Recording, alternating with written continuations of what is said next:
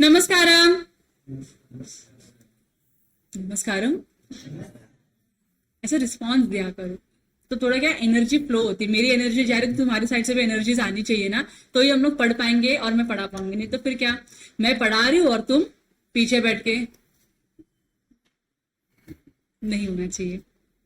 अगला यूनिट है unit number 3, जिसमें आप पढ़ने वाले हो other essential elements of a valid contract. तो यूनिट नंबर 1 में आपने कॉन्ट्रैक्ट का नेचर क्या होता है, टाइप्स क्या होता है, कॉन्ट्रैक्ट क्या होता है, ये सीखा था आप लोगों ने। ऑफर होता क्या है, रिवोकेशन क्या होता है, एक्सेप्टेंस क्या होता है, बराबर की नहीं। यूनिट नंबर 2 में आपने क्या सीखा, consideration, which is one of the essential element to form a valid contract. तो अब आपने ऑफर पढ़ लिया, एक्सेप्टेंस पढ़ लिया, रिवोकेशन पढ़ लिया, मतलब एक एलिमेंट वहां कवर हो गया। दूसरा कंसिडरेशन आपका यूनिट नंबर 2 में कवर हो गया। तो अब जो भी बैलेंस एलिमेंट्स हैं that you are going to study in this unit, that is unit number 3। इसके लिए इसका नाम ही इस तरीके से लिखा हुआ है, other essential elements of a valid contract. तो जितनी भी चीजें बचे, 11 एलिमेंट्स पढ़े थे, आप मानो 2 कवर हो गए अपने 2 यूनिट में। अब बचे कितने, हाँ पूरा यहाँ पढ़ना है, ठीक है। तो ये यूनिट ऑटोमेटिकली क्या हो जाता है, बड़ा हो जाता है। तो ये यूनिट टाइम लेगा समझे, खत्म होने के लिए आपको टाइम देना पड़ेगा इस यूनिट को समझने के लिए, तब जाके ये यूनिट कंप्लीट होगा, वरना कंप्लीट नहीं होगा। इसमें बहुत ही डिटेल में एनालिसिस किया गया बहुत सारे पॉइंट्स का, तो आपको बहुत ज्यादा पेशेंस रखना होगा समझने के लिए और अटेंशन देना होगा इसको समझने के लिए, ठीक है। तो देखो आपको पढ़ना क्या क्या है। कैपेसिटी टू कॉन्ट्रैक्ट हमने पढ़ा था, बराबर की नहीं। इसमें मैंने आपको 3 पॉइंट बताए थे, मेजर होना चाहिए, साउंड माइंड होना चाहिए और नॉट डिस्क्वालिफाइड बाय लॉ होना चाहिए। ये आप पढ़ोगे पूरा डिटेल में। प्री कंसेंट हमने पढ़ा था। व्हाट इज कंसेंट, अप्रूवल होता है किसी चीज के लिए, अप्रूव करना, सेम थिंग को सेम सेंस में समझना और उसके लिए अप्रूवल देना। व्हाट इज फ्री कंसेंट, बिना किसी प्रेशर के, बराबर की नहीं। तो हम क्या बोलते हैं, आपका कंसेंट फ्री कब होगा, when it is not caused by, when it is not caused by. 5 element है। पहला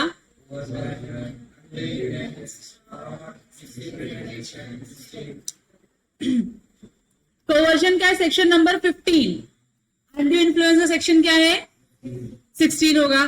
फिर फ्रॉड का सेक्शन क्या हो सकता है 17।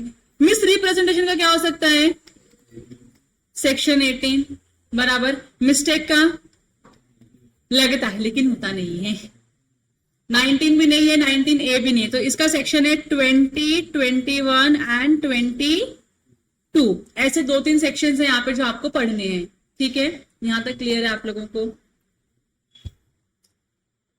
फिर उसके आगे है lawful object and lawful consideration. Lawful consideration क्या होता है, आपने यूनिट नंबर 2 में पढ़ लिया। लॉफुल ऑब्जेक्ट क्या होता है आप यूनिट नंबर 3 में पूरा डिटेल में पढ़ोगे।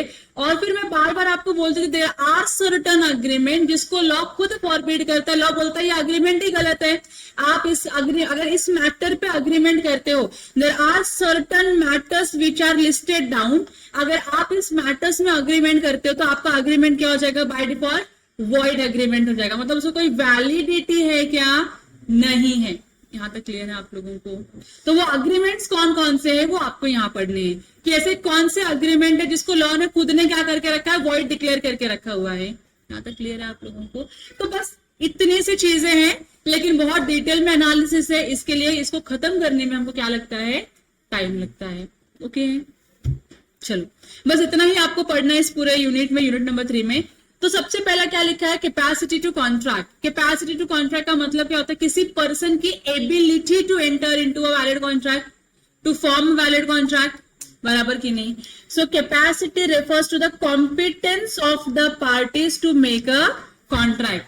Weather you are competent to make a contract और नॉट, वो कहां पे आपको चेक करना है, कैपेसिटी टू कॉन्ट्रैक्ट के पॉइंट में चेक करना है। It is one of the essential elements to form a valid contract. Simple है, हमने पढ़ा था इसेंशियल एलिमेंट में तो इसेंशियल ही होना है, नॉन इसेंशियल तो हमने वैसे भी नहीं पढ़े हैं क्योंकि है ही नहीं। So now the question comes, who is competent person.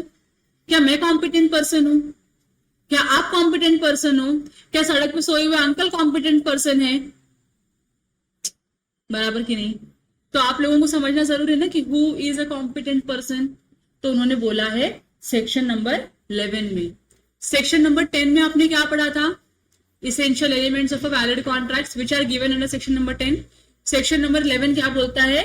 Who is competent to contract, मतलब जो आपका एक पॉइंट है कॉम्पिटेंसीज ऑफ पार्टीज, वो सेक्शन नंबर 11 में डिफाइन करी गई है। ओके, सो लॉ क्या बोलता है? सेक्शन नंबर 11 क्या बोलता है?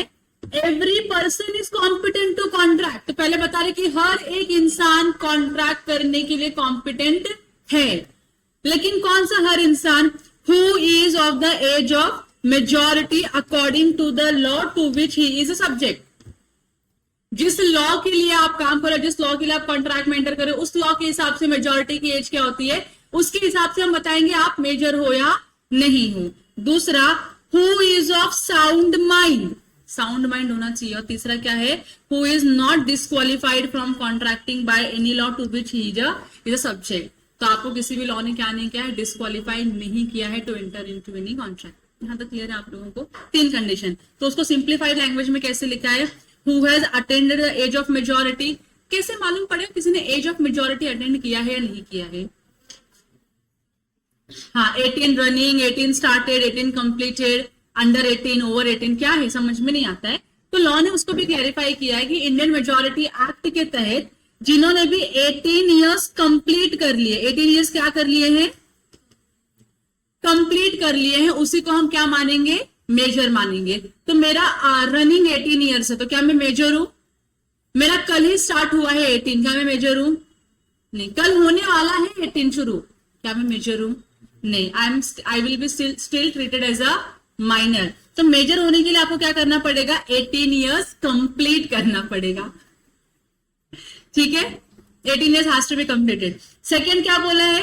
क्या होने चाहिए इंसान? साउंड माइंड होने चाहिए। What is sound mind? मतलब आप एक रैशनल डिसीजन ले सकते हो, इतनी आपकी कैपेसिटी होनी चाहिए। तो मैं अगर बहुत सारा दारू पीकर आई हूं, तो होता नहीं है, लेकिन मैं पीकर, so I am not able to speak also, तो तुमको लगता है मेरा दिमाग चल रहा है, मैं किसी भी कॉन्ट्रैक्ट में एंटर करने के लिए काबिल हूं, लायक हूं? नहीं हूं ना मैं लायक। हाँ, तो उस सिनेरियो में क्या मैं कॉम्पिटेंट पर्सन मानी जाऊंगी? नहीं मानी जाऊंगी। सो एग्जाम्पल के तौर पे वास्तविकता से कोई लेना देना इसका नहीं है। मिस्टर एक्स करके एक अंकल है, ये इज इनटू जॉब, 9 to 6 वाला जॉब में है, ठीक है? इनके जिंदगी में पता नहीं क्या गम है कि 6 बजे के बाद ही ना इनको कुछ तो हो जाता है और ये कहीं तो पहुंच जाते हैं और कहीं ऐसे राउंड टेबल पे बैठ के अपने दोस्तों के साथ गप्पे लड़ाते हैं, मतलब बातें करते हैं। और जब अंकल राउंड टेबल पे बैठे हैं तो अंकल डेफिनेटली अंकल अपने साथ क्या रखेंगे? कुछ तो आइटम्स रखेंगे, खाने और पीने, इंटरटेनमेंट का आइटम, इंटरटेनमेंट का साधन, सुविधा सब होनी चाहिए कि नहीं? तो इनकी जिंदगी में सब है। तो अंकल है ना 6 से लेके 8 तक अंकल वहीं रहते हैं, हर दिन अंकल जाते हैं वहां पे 6 से 8 के बीच में। 9 से 6 जॉब करेंगे, जॉब से भागते भागते निकलेंगे और 6 से 8 अपने इनका पर्टिकुलर अड्डा है, वहीं जाते हैं, अपने अड्डा पे जाके बैठ जाएंगे। और वो जहां पे जाते हैं बैठने के लिए, वहां पे सबको पता है अंकल क्या क्यों आए हैं यहाँ पर, ठीक है? अब वो अड्डे पे जाते हैं तो 6 से 8 2 घंटा उस अड्डा पे वो क्या करते हैं? व्यतीत करते हैं आराम से। 8 बजे के बाद ना अंकल को होशो आवास नहीं रहता कि वो कहाँ है, क्या कर रहे हैं, किसके साथ है, उनको कुछ आइडिया नहीं होता है।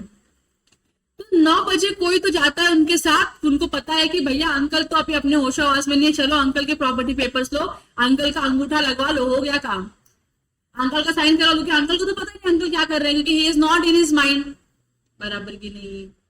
तो आपने अंकल का फायदा उठाया, 9 बजे कॉन्ट्रैक्ट साइन करवा लिया अंकल से। अगले दिन जब अंकल फिर से सुबह 6 बजे 8 बजे सो के तो उनको मालूम पड़ा ऐसा कुछ तो ट्रांजैक्शन हुआ है which he is not aware of, तो क्या कॉन्ट्रैक्ट वैलिड होगा क्या? क्योंकि उस टाइम पे, जिस टाइम पे अंकल ने साइन किया था, क्या वो अवेयर थे कि वो किस डॉक्यूमेंट पे साइन कर रहे हैं, उसका इम्प्लीकेशन क्या हो सकता है? अवेयर थे क्या वो? नहीं। आउटकम क्या आएगा उनको पता था क्या? नहीं पता था। समझ में आ रहा है? क्या वो रैशनल डिसीजन लेने की कैपेसिटी में थे? नहीं थे। तो इस सिचुएशन में जो भी कॉन्ट्रैक्ट पेपर इन्होंने साइन किया होगा उस पीरियड में, वो क्या माना जाएगा? इनवैलिड माना जाएगा। क्यों? क्योंकि अंकल क्या थे? इंटॉक्सिकेटेड थे, ठीक है?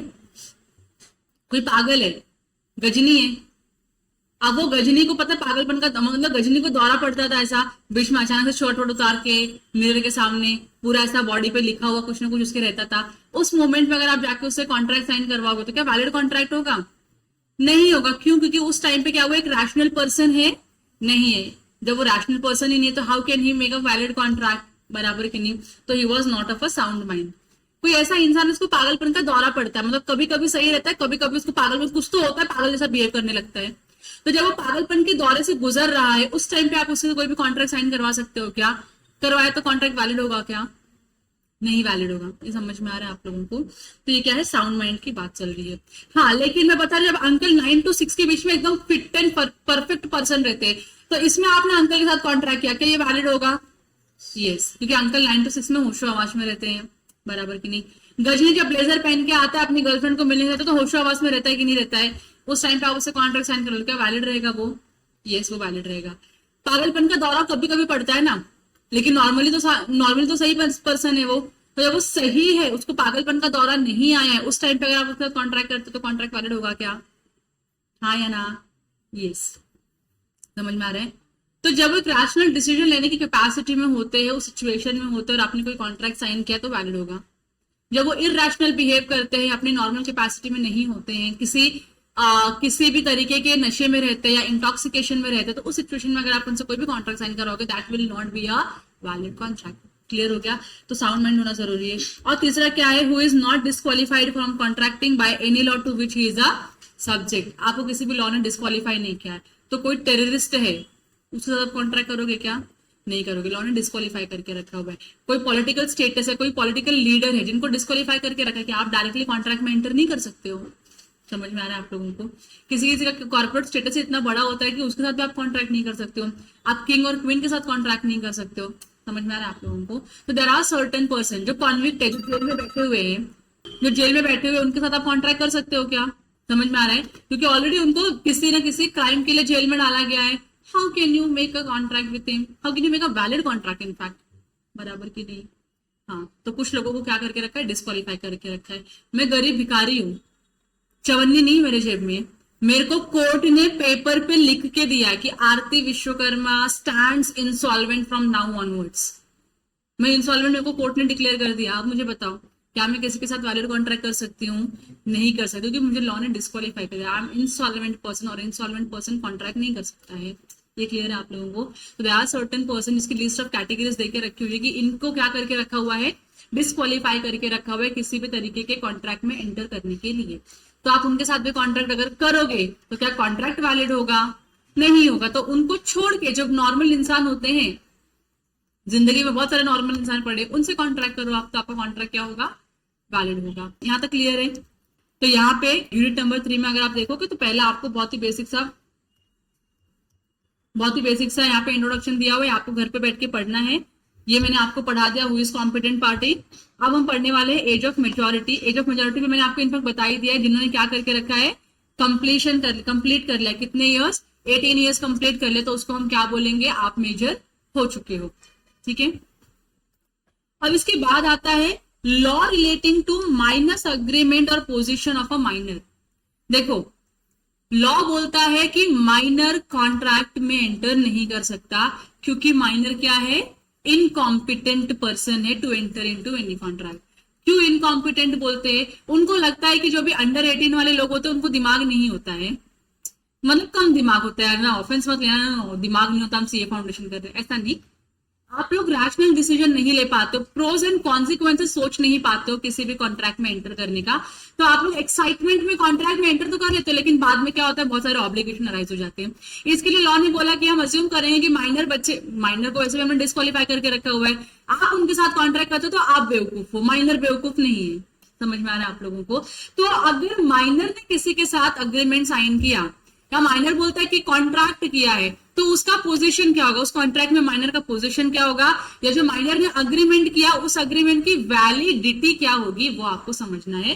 तो 15 पॉइंट्स में आपको ये समझना है कि माइनर ने अगर किसी के साथ अग्रीमेंट किया तो उस सिचुएशन में क्या होगा अग्रीमेंट का स्टेटस, और क्या होगा माइनर का पोजीशन। ठीक है? तो पहला ही पॉइंट क्या बोला है, a contract made with or by a minor is void ab initio. What is void ab initio? Is wrong from the beginning. मतलब wrong का मतलब ही क्या होता है, void होता है। एब इनिशियो का मतलब क्या होता है, फ्रॉम, एब होता है फ्रॉम, इनिशियो होता है बिगिनिंग, मतलब इनिशियल स्टेज से ही। तो ऐसा आपका वॉइड एब इनिशियो क्या है, माइनर का अग्रीमेंट है। तो अगर मैं किसी माइनर के साथ कोई भी अग्रीमेंट में एंटर करती हूँ, अग्रीमेंट ही हमारा क्या होगा, गलत होगा, कोई वैलिड कॉन्ट्रैक्ट फॉर्म या क्रिएट नहीं होगा। इसमें केस क्या दिया है, मोहिरी बीवी वर्सेस धर्मोदास घोष का केस दिया हुआ है। केस में आपको स्टडी मैट से पढ़ाऊंगी कि स्टडी मैट में केस को उन्होंने डिफाइन किया है, इस बार अच्छे से डिफाइन किया है, तो we will study from here itself. तो पॉइंट क्या बोलता है, a minor is not competent to contract, पढ़ लिया ना हम लोगों ने, जो मेजर है वो कॉम्पिटेंट है, तो जो माइनर है वो क्या हो जाएगा, इनकॉम्पिटेंट, ऑटोमेटिकली हो गया। And any agreement with or bye minor, मतलब सामने वाले पर्सन ने आके माइनर के साथ अग्रीमेंट किया या माइनर ने किसी के साथ अग्रीमेंट में एंटर किया, वो अग्रीमेंट क्या होगा, void from the very beginning, शुरुआत से ही वो अग्रीमेंट क्या हो जाएगा, गलत माना जाएगा। यहां तक क्लियर है आप लोगों को। अब ये केस क्या है, मोहिरी बीबी वर्सेस धर्मोदास घोष का। Mister D a minor, mister D कौन है, माइनर है, मतलब ये कौन है, धर्मोदास घोष है। Mortgage his house for ₹20,000 to a money lender, but mortgagee that is the money lender has paid him ₹8,000 only. मतलब सिंप्लीफाइड लैंग्वेज में ये मिस्टर डी है, जो कौन है, माइनर है, मिस्टर डी है, ये माइनर है, इसका कोई घर था, इसका कोई क्या था, घर था, ये घर उसने क्या किया है, मॉर्टगेज किया है। मॉर्टगेज क्या मतलब, गिरवी रखा है, घर क्या किया उसने, गिरवी रखा। किसके पास गिरवी रखा, तो मानो वो जिसके पास गिरवी रखा वो मिस्टर एक्स है, ठीक है, किसके पास गिरवी रखा, मिस्टर एक्स के पास। अब ये जो है मिस्टर डी, वो क्या बन जाता है, मॉर्टगेजर।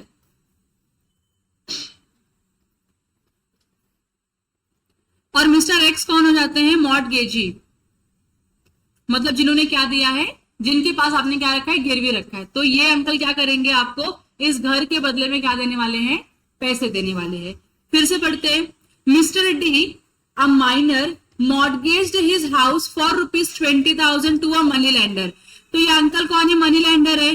क्यों मनी लेंडर के पैसे देने वाले ना इसको, हाँ, कितने पैसे देने चाहिए था अंकल को, ₹20,000 बराबर की नहीं, क्योंकि जब माइनर अपना घर गिरवी रख के आपसे 20,000 रुपए की डिमांड कर रहा था, but the mortgagee that is the money lender has paid him ₹80,000 only, sorry 8,000। Uncle ने क्या किया, इसको 20,000 नहीं देके अंकल ने पेड ₹8,000 ओनली। और जब अपने घर को गिरवी रखते हो तो आपको एक अग्रीमेंट एग्जीक्यूट करना, तो इसको मॉर्टगेज अग्रीमेंट बोलते हैं। यहाँ पे आप टर्म्स एंड कंडीशंस लिखते हो कि मेरा घर गिरवी रहेगा इनके पास, पोजेशन में मेरे पास ही रहेगा, यूज तो आप ही करने वाले हो, क्योंकि कितने रुपए का लोन लेने वाले हो, कब रिटर्न करने वाले हो, क्या रेट ऑफ इंटरेस्ट होगा, ये सारे कंडीशंस क्या उस अग्रीमेंट में लिखे होते हैं, ठीक है। Subsequently the minor had filed a suit for cancellation of a contract। Minor ने क्या किया, केस फाइल कर दिया और बोला इस कॉन्ट्रैक्ट को क्या करो, आप कैंसिल करो। कौन सा कॉन्ट्रैक्ट, मॉर्टगेज वाला। समझ में आ रहा है आप लोगों को। held the contract is void as Mr. D is a minor and therefore is not liable to pay anything to the lender। अच्छा, इसने कैंसिलेशन में क्यों डाला रहेगा इसको, क्योंकि उसने डिमांड कितना किया था, 20,000, मिला कितना उसको, 8,000। इसके लिए स्मार्ट माइनर ने क्या किया, देखो गवर्नमेंट को लगता है माइनर स्मार्ट नहीं है, लॉ को लगता है माइनर स्मार्ट नहीं है, लेकिन माइनर बहुत स्मार्ट होते हैं। तो स्मार्ट माइनर ने क्या किया, जो अग्रीमेंट बनाया था मिस्टर एक्स के साथ, जो मॉर्टगेजी है, जो मनी लेंडर है, उसको साथ जो अग्रीमेंट बनाया था, उसने जाके उसको क्या करवा दिया, कैंसिल करवा दिया, उसने कैंसिल करवा दिया। तो अब डेफिनेटली जो मिस्टर एक्स जो मॉर्टगेजी है, उनको तो डर लगेगा ना, उनके 8,000 रुपए दाव पे लग गए हैं, तो क्या उनको उनके 8,000 मिलेंगे, नहीं मिलेंगे। तो 8,000 लेने के लिए फिर क्या किया गया, केस फाइल किया गया। और केस में जजमेंट क्या आया कि भैया आप माइनर के साथ कैसे कॉन्ट्रैक्ट कर सकते हो, माइनर के साथ किया गया कोई भी अग्रीमेंट क्या होता है, वॉइड होता है। इसके लिए जो मनी लेंडर अंकल है वो 1 रुपया भी माइनर से रिकवर नहीं कर सकते हैं। ये किसका केस था, धर्मोदास, मोहिनी बीबी वर्सेस धर्मोदास घोष का केस था। जहाँ पे माइनर ने क्या किया, एक मॉर्गेज डीड एग्जीक्यूट किया, उसने अपना घर गिरवी रखा और मॉर्गेजी से कुछ पैसे डिमांड किए। जितना उसने डिमांड किया था उतना पूरा पैसा मिला नहीं उसको। आगे जाके माइनर ने क्या किया, वो जो डीड बनाया था जिसमें लिखा था टर्म्स एंड कंडीशन, इतना पैसा दूंगा इतने टाइम के बाद दूंगा, सब कैंसिल करवा दिया, तो कोई वैलिडिटी है ही नहीं उसको। फिर जो मिस्टर मनी लेंडर उन्होंने क्या किया, फिर केस फाइल किया धर्मदास घोष के ऊपर और बोला कि आपको पैसे तो देने पड़ेंगे, बराबर कि नहीं, आपने 8,000 रुपए लिए तो देना पड़ेगा आपको। तो कोर्ट बोलता है वो आपको 1 रुपया भी नहीं देगा। क्यों? क्योंकि वो माइनर है और आपने माइनर के साथ अग्रीमेंट किया है। माइनर के साथ अगर आप अग्रीमेंट करोगे तो अग्रीमेंट क्या होगा आपका, वॉइड आप इनिशियो होगा। कोई वैलिडिटी नहीं है उसको, कोई भी वैलिडिटी नहीं है माइनर के साथ किए गए अग्रीमेंट को। ये समझ में आ रहा है आप लोगों को? तो माइनर अगर झूठ बोल के भी अग्रीमेंट करता है ना तो लॉ सपोर्ट्स माइनर, माइनर को पनिशमेंट नहीं मिलता है। ये क्लियर हो गया? तो ये जजमेंट आया था किसका, मोहिरी बीवी वर्सेस धर्मदास घोष का। इसमें पूरा केस नहीं है, पूरा केस कुछ इस तरीके का था जहाँ पे ये जो मनी लेंडर है उसकी डेथ हो जाती है तो इसकी जो वाइफ होती है अपने हस्बैंड के बिहाफ में केस फाइल करती है धर्मदास के अगेंस्ट में। इसके लिए उसका नाम भी ऐसा है, मोहिरी बीबी। क्लियर है? लेकिन उसको पैसे मिलते हैं क्या? नहीं मिलते। कोर्ट ने सीधा सीधा डिनाई कर दिया। कोर्ट ने बोला वॉइड अग्रीमेंट है, आपने माइनर के साथ अग्रीमेंट किया, इसकी कोई वैलिडिटी है ही नहीं, इसके लिए minor is not liable to pay even a single rupee to you. यहां तक क्लियर हो गया आप लोगों को? गुड, चलो डन, आगे बढ़े। जो नेक्स्ट पॉइंट है that is no ratification after attaining the majority. Ratification का मतलब होता है किसी चीज को क्या करना, ऑफिशियली एक्सेप्ट करना, ऑफिशियली एक्सेप्ट करना, सिंपल। ठीक है, अब यहां पे क्या लिखा है, no ratification after attaining the majority.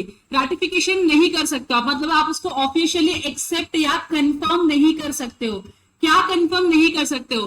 तो से फॉर एग्जाम्पल एक एक्स करके माइनर है, एक्स करके कौन है, माइनर है, उसने ना एक अग्रीमेंट में एंटर किया वाई के साथ, और वाई कौन है, मेजर है।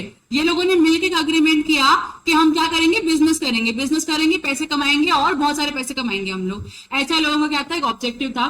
तो इन दोनों ने मिलकर एक अग्रीमेंट साइन किया। तो वाई को पता था कि ये माइनर है और माइनर के साथ किया गया कोई भी अग्रीमेंट क्या होता है, वैलिड अग्रीमेंट नहीं माना जाता है। तो माइनर एश्योरेंस देता है कि सर डोंट वरी, मेरा अगले महीने में 18 ईयर्स कंप्लीट हो जाएगा। जब मेरा 18 ईयर कंप्लीट हो जाएगा तो हम इसको क्या कर लेंगे, ऑफिशियली एक्सेप्ट कर लेंगे, ऑफिशियली इस अग्रीमेंट को कंफर्म कर लेंगे, बराबर की नहीं। तो अग्रीमेंट हमारा सही हो जाएगा, तो कोई दिक्कत ही नहीं आने वाली है हमको, बराबर की नहीं। तो लॉ बोलता है आप ये नहीं कर सकते हो। आप जो चीज जब आपने क्रिएट की थी या फॉर्म की थी तो वो गलत थी ना, तो कुछ टाइम के बाद या कुछ समय होने के बाद आप उसको सुधार कैसे आप उसको ऑफिशियली एक्सेप्ट कर सकते हो? जो चीज स्टार्टिंग से ही गलत है उसको आप आगे जाके कुछ चेंजेस करके करेक्ट नहीं कर सकते हो। गलत है, आपको उसको कैंसिल करना होगा, नया अग्रीमेंट उसके प्लेस पे बनाना होगा। कब? जब आप क्या बन जाओगे, मेजर। समझ में आ रहा है आप लोगों को? तो उसी का मतलब है no ratification after attaining the majority. A minor cannot ratify the agreement on the attaining majority as the original agreement is void ab initio and a void agreement can never be ratified। जो agreement शुरुआत से ही गलत है, starting से ही गलत है, उसको आप ratify या ऑफिशियली कैसे एक्सेप्ट कर सकते हो? या बोल सकते हो कि नहीं पहले गलत था आज सही हो गया, ऐसा हो सकता है क्या? नहीं, स्टार्टिंग से ही गलत था तो आज भी वो क्या है, गलत अग्रीमेंट ही है। एग्जाम्पल क्या लिखा है, एक्स एक माइनर है और क्या बनाता है, प्रोमिसरी नोट बनाता है किसके फेवर में, वाई के फेवर में। प्रोमिसरी नोट एक काइंड ऑफ एक नेगोशिएबल इंस्ट्रूमेंट का टाइप है, आप इसको चेक अज्यूम कर सकते हो कि एक चेक है। तो एक्स ने क्या किया, एक चेक लिखा किसके फेवर में, वाई के फेवर में। On attaining majority he cannot ratify it and if he makes a new promissory note in place of the old one, here the new promissory note which he executed after the attaining the majority is also void without being without consideration। तो पहला उन्होंने क्या बोला, अगर आपने कोई promissory note लिखा है जिसमें आपने प्रॉमिस किया है कि आप certain amount of money mister Y को पे करोगे, बराबर कि नहीं। आपने कब प्रॉमिस किया, जब आप क्या थे, माइनर थे, आप माइनर हो और आपने एक प्रॉमिसरी नोट लिखा, एक नोट लिखा जिसमें आपने लिखा मैं प्रॉमिस करता हूं कि मैं एक 5,000 रुपीज क्या करूंगा, 5,000 रुपीज मिस्टर वाई को पे करूंगा, बराबर की नहीं। आप माइनर से मेजर बनने के बाद आप इसको रेक्टिफाई करवा सकते हो क्या? आप इसको ऑफिशियली एक्सेप्ट करवा सकते हो क्या? नहीं करवा सकते हो। क्यों? क्योंकि ये क्या था, स्टार्टिंग से ही रॉन्ग था, वॉइड एब इनिशियो ही था, क्योंकि माइनर ने प्रॉमिस किया, वॉइड एब इनिशियो ही हो गया ये, बराबर की नहीं। फिर उन्होंने क्या बोला, अगर आगे जाके आप इसको कैंसिल करते हो और आप एक नया प्रॉमिसरी नोट बनाते हो, मतलब जो माइनर अब मेजर बन गया है, मेजर बनने के बाद उसने एक नया प्रॉमिसरी नोट बनाया और उस पर लिखा है कि मैं वाई को कुछ अमाउंट पे करूंगा, वो भी गलत होगा, या वो अग्रीमेंट भी क्या होगा, वॉइड अग्रीमेंट होगा, क्योंकि उसमें क्या नहीं है, कंसिडरेशन नहीं है। और जिस अग्रीमेंट में कंसिडरेशन होता ही नहीं, क्या वहां पे वैलिड कॉन्ट्रैक्ट बन सकता है? नहीं बन सकता। समझ में आ रहा है आप लोगों को? क्लियर है? थर्ड पॉइंट क्या लिखा है, minor can be a beneficiary और can take the benefit out of a contract. कोई कॉन्ट्रैक्ट में एंटर किया जिसका बेनिफिशियरी कौन बनता है, माइनर बनता है, तो वो कॉन्ट्रैक्ट में जो बेनिफिट डिराइव हो रहा है, बेनिफिट वो माइनर एनफोर्स करके ले सकता है। जैसे मैं माइनर हूं, मेरे डैडी ने किसी के लिए काम किया, वो अंकल ने बोला कि मैं चेक देता हूं आपको, मेरे डैडी ने बोला अगर मैं मेरे अकाउंट में चेक डिपॉजिट करूंगा तो इनकम रिफ्लेक्ट होगा, इनकम ज्यादा होगी तो टैक्स ज्यादा होगा, तो मुझे टैक्स कम करे, तो उन्होंने क्या किया, वो चेक मेरे अकाउंट में डिपॉजिट करवा दिया। मैं माइनर थी, आ सकता है कि मेरे अकाउंट में चेक, पापा ने किया हुआ कॉन्ट्रैक्ट है, उसका बेनिफिट मैं ले सकती हूँ। Yes, so minor can be a beneficiary और can take benefit out of a contract. यहाँ पे इसका एग्जाम्पल लिखा हुआ है, एग्जाम्पल पढ़ेंगे हम लोग। अब देखो क्या लिखा है, दो minor is not competent to contract, minor तो कॉम्पिटेंट है ही नहीं, nothing in the Contract Act prevents him from making the other party bound to him. मतलब देखो, माइनर कॉम्पिटेंट पर्सन नहीं है, लेकिन ऐसा लॉ में कहीं भी नहीं लिखा है कि माइनर किसी भी कॉन्ट्रैक्ट का बेनिफिट नहीं ले सकता, ऐसा कहीं भी नहीं मेंशन किया है। सो दस a promissory note duly executed in favour of a minor, मतलब प्रॉमिसरी नोट पे अगर मैंने माइनर का नाम लिखा जो कि माइनर ने कुछ काम किया ही नहीं है, is not void and can be sued upon by him. तो प्रॉमिसरी नोट अंकल ने दिया माइनर को, अगर वो आगे जाके उन्होंने परफॉर्म नहीं किया, मतलब उन्होंने जो पेमेंट करना था वो पेमेंट नहीं किया, तो क्या माइनर वो अंकल को स्यू कर सकता है? यस, कर सकता है। तो पापा, मेरे सिचुएशन में पापा ने अंकल के लिए काम किया, अंकल ने पापा को चेक दिया, पापा ने बोला कि चेक मेरे को मत दो, मेरी बेटे के नाम पे डिपॉजिट करवा दो, तो उन्होंने मेरे नाम का चेक बनाया और मुझको दिया, मैंने मेरे अकाउंट में डाला वो चेक को, लेकिन चेक क्या हो गया, बाउंस हो गया, मतलब मुझे पैसे मिले क्या? नहीं मिले। तो क्या मैं अंकल के ऊपर स्यू कर सकती हूँ? यस, बिकॉज ही दो इनकॉम्पिटेंट टू कॉन्ट्रैक्ट में एक्सेप्ट द बेनिफिट। आपको कुछ लॉस बेयर करने की जरूरत नहीं पड़ेगी, लेकिन you can accept the benefit as a minor. A minor can not become a partner in the partnership firm, में तो पता है आप लोगों को, एक माइनर को पार्टनरशिप फॉर्म में पार्टनर नहीं बनाया जा सकता है। लेकिन अगर सारे पार्टनर ने अपना कंसेंट दे दिया कि ठीक है हम इस माइनर को एज अ पार्टनर एक्सेप्ट करते हैं, बट ये पार्टनर क्या होगा, सिर्फ और सिर्फ बेनिफिट्स के लिए होगा। मतलब आप कोई भी लॉस या लाइबिलिटी माइनर के सर के ऊपर ढकेल सकते हो क्या? नहीं। प्रॉफिट होगा या एडवांस गेन होगा तो क्या वो माइनर ले सकता है? यस। लॉस और लाइबिलिटी माइनर नहीं लेगा, गेन और प्रॉफिट माइनर आराम से ले सकता है। ही can B A partner for benefit only, वो भी कब, जब सारे पार्टनर्स ने अप्रूवल दिया है तब। यहां तक क्लियर है? फिर यहाँ पे एग्जांपल लिखा है, ए मॉर्गेज, नहीं ए नहीं है, a mortgage was executed in favour of a minor, मतलब माइनर के फेवर में एक मॉर्गेज डीड एग्जीक्यूट किया था, held he can get a decree for the enforcement of the mortgage. Mortgage को एनफोर्स कराने के लिए वो कोर्ट से क्या ले सकता है? ऑर्डर ले सकता है और मॉर्गेज को एनफोर्स करा सकता है। Decree is an order, simple term में, ठीक है। अब ये जो नेक्स्ट पॉइंट है बहुत इंपॉर्टेंट पॉइंट है, और जितने भी लोग मेरे क्लास में माइनर बन के बैठे हैं या जो भी माइनर है उनके लिए बहुत ही बेनिफिशियल पॉइंट है ये, ठीक है। तुम्हारे बेनिफिट की बात आई तो चालू हो गया। अ minor can always plead minority, मतलब मैं माइनर हूं, मैंने फ्रॉड किया है, देखो कब का लॉ है ये, 1872 का है। मैं माइनर हूं, मैंने फ्रॉड किया है फ्रॉड पकड़ा गया और उनको मालूम पड़ा कि ये माइनर ने कांड किया है, क्या माइनर को पनिश करेंगे वो लोग? नहीं करेंगे। वो हमेशा बोलेगा कि मैं तो माइनर हूँ, मुझको पता ही नहीं था कि ऐसा भी कुछ होता है, प्लीज मुझको माफ कर दो। He can always plead his minority. बहुत ही सिंप्लीफाइड लैंग्वेज में बोलूं तो आप शेल्टर लेते हो, शेल्टर मतलब छत्र छाया ले रहे हो, किसका? अपने माइनॉरिटी का। आप अपने माइनॉरिटी का बेनिफिट उठा सकते हो। समझ में आ रहा है आप लोगों को? So a minor can always plead minority कि मैं छोटा हूं, मैं माइनर हूं, मुझको तो पता ही नहीं, मेरे से गलती हो गई, बोल के आप आराम से निकल सकते हो। दो आपने इंटेंशनली ये काम किया था, still you can be out of this transaction. समझ में आ रहा है? तो कितने लोग माइनर, जरा हाथ ऊपर करो। वाह, मेजॉरिटी माइनर है। आदित्य, चांस चला गया तेरा। देखो क्या लिखा है, a minor can always plead minority and is not stopped to do even so, even where he has taken any loan or entered into any contract by falsely representing that he was a major। मतलब उसको पता है कि वो minor है, लेकिन उसने क्या किया? झूठ बोला। उसने क्या किया? झूठ बोला, फॉल्सली रिप्रेजेंट किया और बोला मैं मेजर हूं। और ये बोलने के बाद, यहाँ तक रुका नहीं, बोलने के बाद उसने या तो लोन ले लिया किसी पर्सन से, मेजर बोल के लोन ले लिया, या तो उसने कोई भी कॉन्ट्रैक्ट में एंटर किया, दो ही is not a competent person, loan भी लिया या कॉन्ट्रैक्ट में भी एंटर किया, फ्रॉड भी किया, तो भी उसको क्या कोई सजा मिलेगी? नहीं मिलेगी। He will always plead is minority की जज साहब मुझको बख्श दो, मेरे ऊपर दया करो, मैं माइनर हूं, मुझको तो पता ही नहीं था। क्लियर है आप लोगों को? गलती हो गई है मुझसे, प्लीज मुझको माफ कर दो, ये वो हमेशा बोल सकता है। Rule of estoppel can not be applied against a minor. मतलब स्टॉपल आपने पढ़ा था, एक्नॉलेजमेंट, कि आपने एक्सेप्ट कर लिया, आपने एक्नॉलेज कर लिया कि ये क्या है, आपकी लाइबिलिटी है ये पे ऑफ करने की, लेकिन फिर भी आप पे ऑफ नहीं कर रहे हो। आपने एक्नॉलेज करने के बाद, आपने स्टॉपल करने के बाद जो भी लाइबिलिटी इनकर की है उसको भी करने की रिक्वायरमेंट नहीं है, परफॉर्मेंस करने की जरूरत नहीं है। मतलब रूल ऑफ स्टॉपल भी क्या नहीं होता है? माइनर के ऊपर अप्लाई नहीं होता है।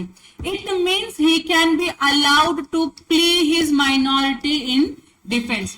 तो माइनर का जो बेस्ट डिफेंस है, डिफेंस मतलब अपने आप को बचाना, डिफेंड करना, तो माइनर ऑलवेज अपने माइनॉरिटी का पॉइंट लेके डिफेंड कर सकता है। चलो इसका एग्जांपल क्या लिखा है देखो। एक क्या है? माइनर है। Falsely induced himself as a major. उसने झूठ बोला कि वो मेजर है, वो एक्चुअल में क्या है? माइनर है, लेकिन उसने क्या बोला? झूठ, और बोला मैं क्या हूं? मेजर हूं। And contracted with mister x for loan of ₹20,000। और उसने क्या किया? मिस्टर एक्स से 20,000 रुपए का लोन ले लिया, लोन का कॉन्ट्रैक्ट कर लिया कि आप मुझे आज लोन दे दो, मैं आपको कुछ टाइम में रीपे कर दूंगा। सिंपल है यहां तक। When Mr. X asked for the repayment, A denied to pay। अब जिसने लोन दिया है, बंदे ने अपना लोन रिटर्न मांगा, तो ए ने क्या बोला? मैं नहीं दूंगा आपको पैसा। बोलो, क्या मिस्टर एक्स फोर्स करके उससे पैसे ले सकते हैं? नहीं ले सकते।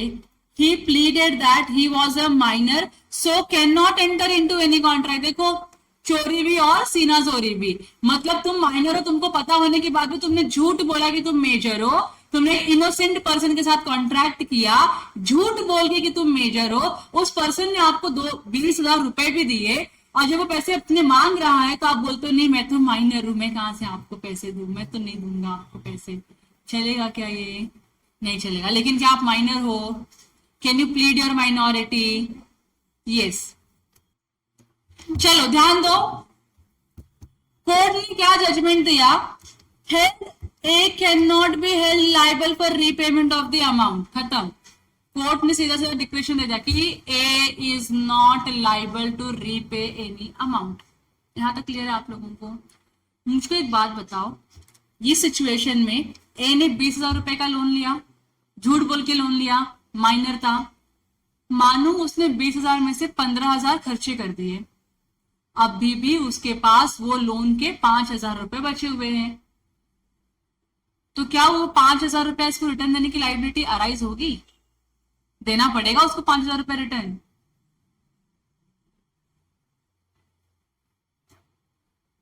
कितने लोग हाँ बोल रहे हैं, हाथ ऊपर करो।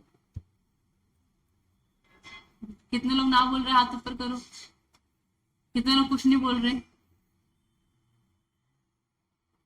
देखो अगर माइनर ने झूठ बोल के पैसे लिए कुछ,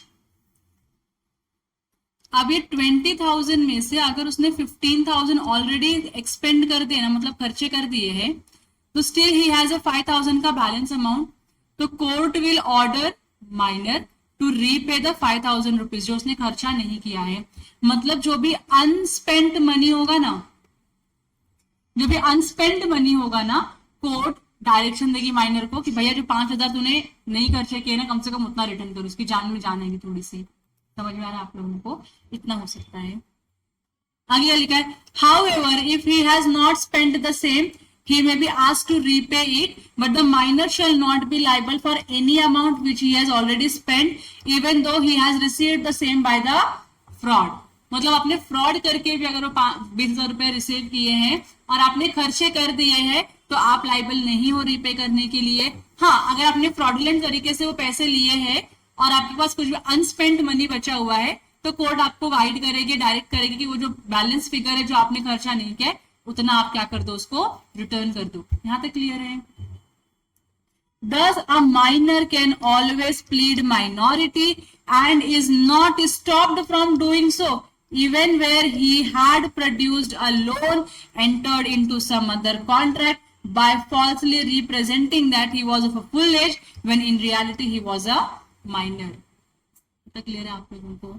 तो माइनर को रोका नहीं जा सकता है ऐसे फ्रॉडुलेंट एक्टिविटी करने से, क्योंकि माइनर के ऊपर कोई पेनल्टी इंपोज नहीं करी गई है। खाली इतना बताया गया है, आप माइनर हो, आपने फ्रॉडुलेंट तरीके से किसी भी कॉन्ट्रैक्ट में एंटर किया है या किसी से लोन लिया हुआ है या कोई फ्रॉडुलेंट एक्टिविटी करी गई है माइनर के थ्रू, तो माइनर जो है जितने पैसे लिए हैं उतने के लिए लाइबल नहीं होगा अगर उसने पूरे के पूरे खर्चे कर दिए तो। That means he is not suppose to repay any amount to the lender, ठीक है। लेकिन अगर उसने जितना भी बोरो किया था उसमें का सर्टन अमाउंट उसने स्पेंड नहीं किया होगा, जितने भी अनस्पेंड अमाउंट है वो कोर्ट उसको बोलेगी रिटर्न करने के लिए।